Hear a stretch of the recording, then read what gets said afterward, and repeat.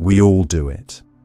Walk into a room, put on a smile that feels a little tighter than usual, adjust the way we speak, maybe even shift how we sit or laugh. It's not fake exactly, but it's curated, intentional. This is the version of you that knows how to fit in, charm, impress, or stay safe. Psychologists call it the public self, and we learn to construct it early. It's the socially acceptable mask we wear, sometimes out of pride, sometimes out of fear. And while it may seem harmless, even necessary, the deeper question is, at what cost are we curating ourselves? Because every time we adjust who we are to match what we think the world wants, there's a part of us quietly stepping back into the shadows. The public self doesn't emerge overnight. It begins in childhood, often before we even realize what's happening. As kids, we learn very quickly what behaviors earn approval. A smile from a teacher, praise from a parent, laughter from peers. We also learn what triggers disapproval: anger, shame, silence, punishment. And because acceptance is a survival need when we're young, we adapt. We begin to present the parts of ourselves that bring connection and tuck away the ones that don't. A shy child might become the class clown to gain attention. A sensitive kid might grow sarcastic to avoid vulnerability. Bit by bit, a persona is built, one that works, one that's rewarded. Over time, it becomes second nature. But here's the twist. The longer we live as this constructed version of ourselves, the harder it becomes to tell where the performance ends and the real person begins. The public self often becomes so well rehearsed that we don't even notice. We're performing. It shows up in job interviews, first dates, even casual conversations with friends. We default to what's safe, what's charming, what's expected. But behind that smooth exterior, many of us carry a quiet tension. A fear that if people saw the full, unfiltered version of us, they might turn away. So we keep polishing the image. We present confidence when we feel insecure, wisdom when we feel lost, composure when we're close to falling apart. And it works. On the surface. People respond to the image. They like it, respect it, follow it. But deep down, many of us wonder, do they actually see me? That question sits heavy because we've built connection not on who we are, but on who we've learned to be. The danger of relying too heavily on the public self is that it slowly disconnects us, not just from others, but from ourselves. The more we perform, the more we lose touch with what we genuinely want, feel, or need. And this disconnect doesn't scream, it whispers, in the form of burnout, imposter syndrome, or a vague, aching sense of emptiness. We may have friends, achievements, even admiration, and yet feel deeply alone, because the version of us that's known is only a slice of the truth. Over time, the self we show becomes like a house with beautifully painted walls, while entire rooms remain locked. Behind closed doors, we begin to live in only part of our own home. Sometimes, the pressure to maintain the public self becomes so strong that it overshadows our internal voice completely. We stop asking, what do I really think? And instead ask, what would sound good right now? We stop checking in with how we feel and start performing how we should feel. This kind of self-editing can become automatic. You're not lying, but you're no longer fully honest either. You're just trying to survive socially. This can be especially true in professional spaces or social circles where vulnerability isn't welcomed. So we carry on, playing roles that feel like protection but quietly starve us of authenticity. And after years of doing this, something strange happens.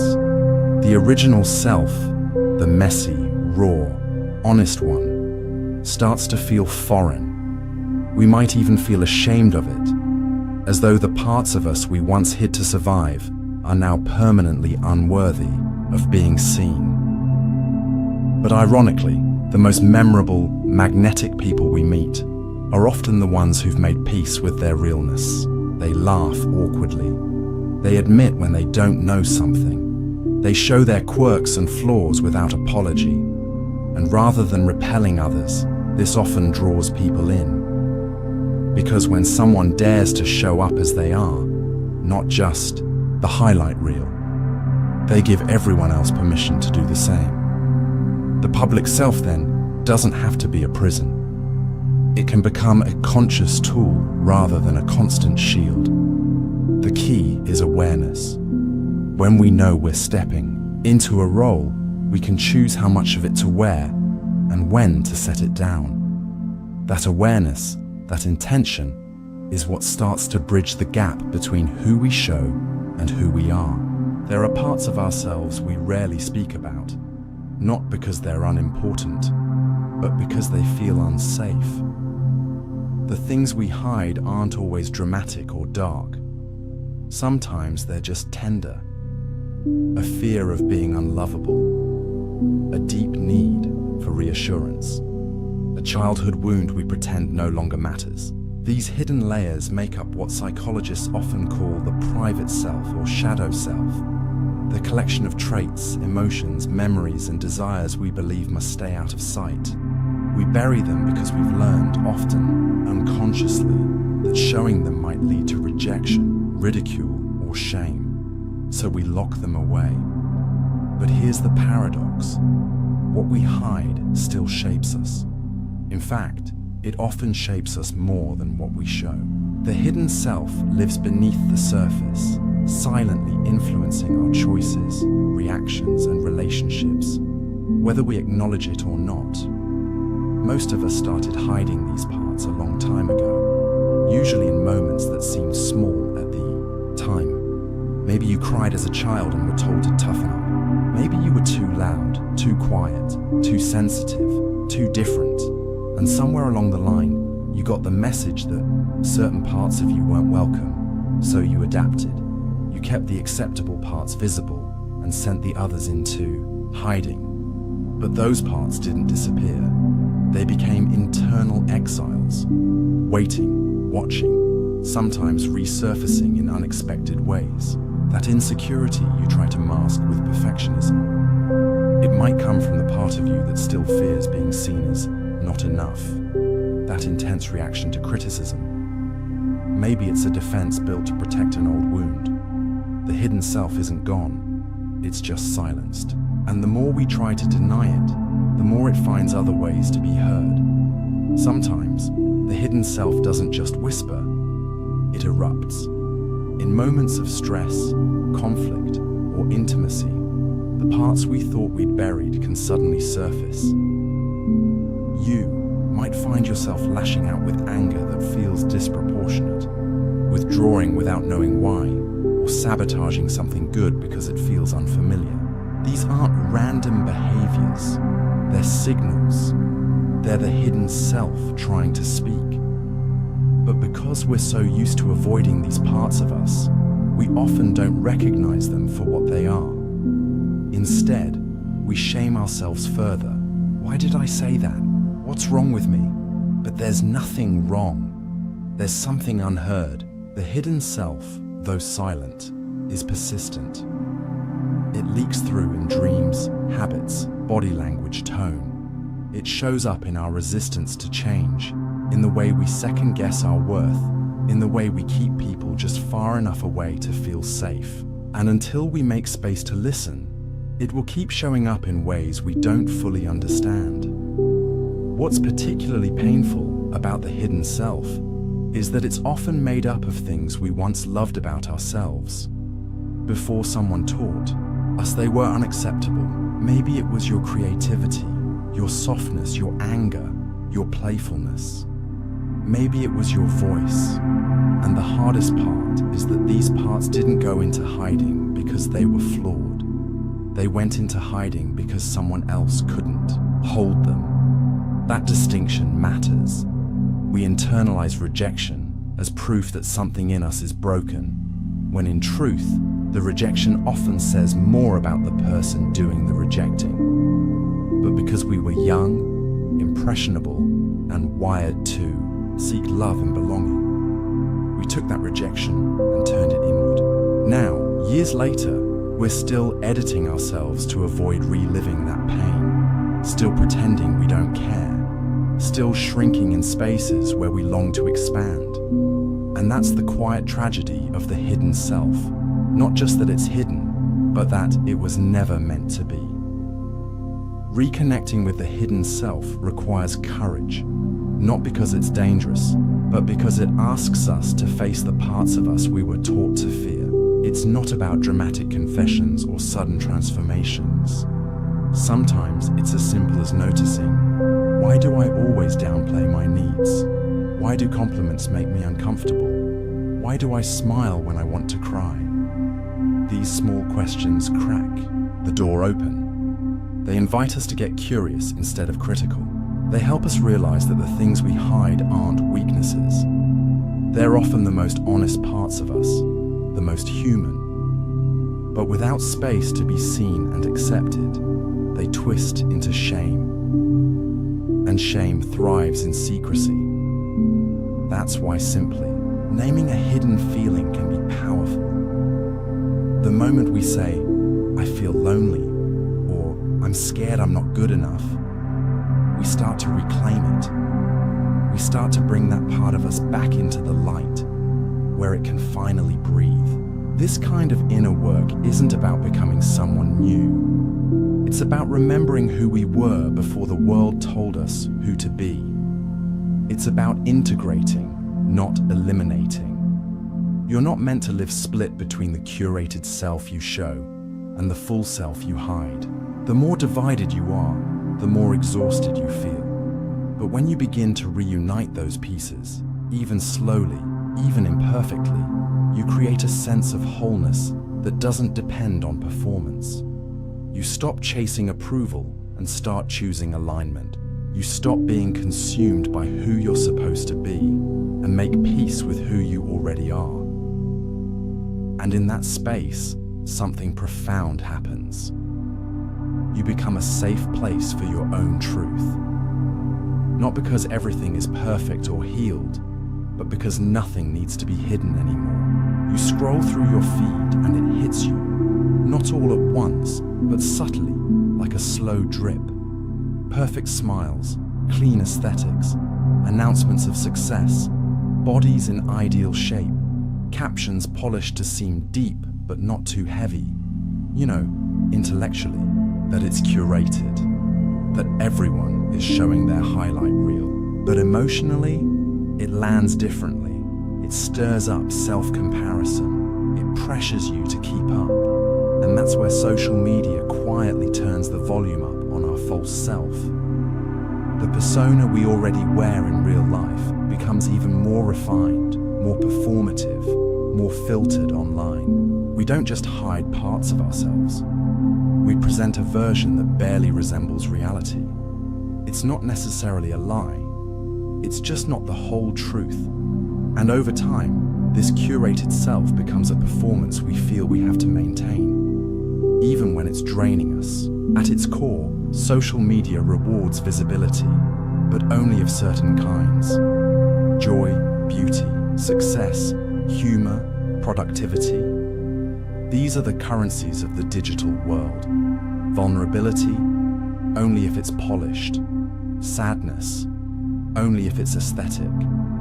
Messiness, only if it's funny or inspiring by the end. So we learn to shape our narratives to fit the frame. We post the celebration, not the breakdown. The vacation, not the burnout. The moment after healing, not the months of struggle. And it's not just about what we post. It's also about what we consume. Constant exposure to other people's curated lives reinforces the belief that they are thriving while we are floundering. It skews our sense of what's normal. Suddenly, our pain feels like failure, Our confusion feels like weakness. Our real life feels like it's falling behind. And instead of reaching out, we retreat further into the performance. The problem is, the more we invest in our online persona, the more distant we become from our real self. Every post becomes a decision. Will this get likes? Will this make me seem interesting? Will this make me seem okay? That constant self-monitoring turns us into our own PR managers, carefully crafting a brand rather than expressing a human experience. And what's worse, we start to mistake digital validation for emotional connection. A comment section replaces a real conversation. Emojis replace empathy. We might post something raw, then refresh obsessively to see how it lands. Did people approve? Did they see me? But even if the post gets attention, it rarely satisfies. Because deep down, we know it was only a sliver of the truth. That hollowness we feel afterward. It's the cost of being seen, but not known. This digital double life can even change how we experience our own memories. You might be in a moment, laughing with friends, seeing something beautiful, feeling moved, and suddenly your brain interrupts. Should I post this? How would this look on my story? The moment is no longer just a moment. It's content. It's a performance opportunity. That internal shift from living to curating gradually erodes our ability to be present. It teaches us to see our lives from the outside in. And in that process, we can lose touch with what actually feels good, what actually matters to us when no one else is watching. We become experts in appearances, but strangers to authenticity. And while the algorithm may reward that, our mental health pays the price. Over time, this curated existence can lead to a kind of emotional numbness. You might find yourself feeling disconnected, even when everything looks great. That's because performing joy isn't the same as feeling it. Smiling for a photo doesn't mean you're okay. Writing a clever caption doesn't mean you're at peace. And when your external world no longer reflects your internal reality, the gap between the two creates quiet dissonance, the kind that can lead to anxiety, loneliness, and even depression. But the world doesn't see that. Online, everything still looks fine. Better than fine even. And that mismatch can make it even harder to ask for help. You start to think, if people only know the happy version of me, will they understand the rest? Will they believe me if I say I'm struggling? What makes this even more painful is that we're not just curating for others, we're curating for ourselves. We go back and scroll through our own feeds, looking for evidence that we're okay, that we've grown, that we're someone, but the more we curate, the more disconnected we become from the raw, unfiltered parts of our story, the parts that made us who we are. We start to doubt our own emotions. We gaslight ourselves into thinking things weren't that bad. Or we shouldn't feel the way we do because, look, everything looked fine. The archive becomes a mask, even to ourselves. And yet, beneath it all, the truth waits patiently. The truth of our full humanity, messy, uncertain, unresolved. The version that doesn't need to perform, only to be seen. The constant demand. To present a palatable version of ourselves on social media can chip away at something fundamental. Our ability to feel safe in our own truth. When every thought is pre-filtered for optics, when every feeling is questioned for how it might land, we begin to censor ourselves even when no one's watching. That censorship becomes internalized. You don't just avoid sharing your pain online, you start to downplay it in real life too. You might tell yourself it's not bad enough, or worry that expressing it will make you look weak or overly emotional. In this way, the digital world doesn't just amplify the false self, it reinforces the idea that our real messy selves are too much. And when we believe we're too much, we start shrinking. in conversations, in relationships, in our own sense of identity. But it doesn't have to stay that way. Small acts of digital honesty can begin to shift the tide. You don't have to overshare or bare your soul on the timeline, but you can choose authenticity in tiny ways. Maybe it's posting something that reflects your actual mood, even if it's not cheerful. Maybe it's resisting the urge to edit every photo. Maybe it's just pausing before you post and asking, is this real for me, or is this for them? These micro moments of truth create space, not just online, but inside you. They help remind you that you are not your persona. You are not your grid. You are not the carefully framed life you present to others. You are a full, breathing, complex human being. And the more space you give yourself to be seen as you are, the more others might feel brave enough to do the same.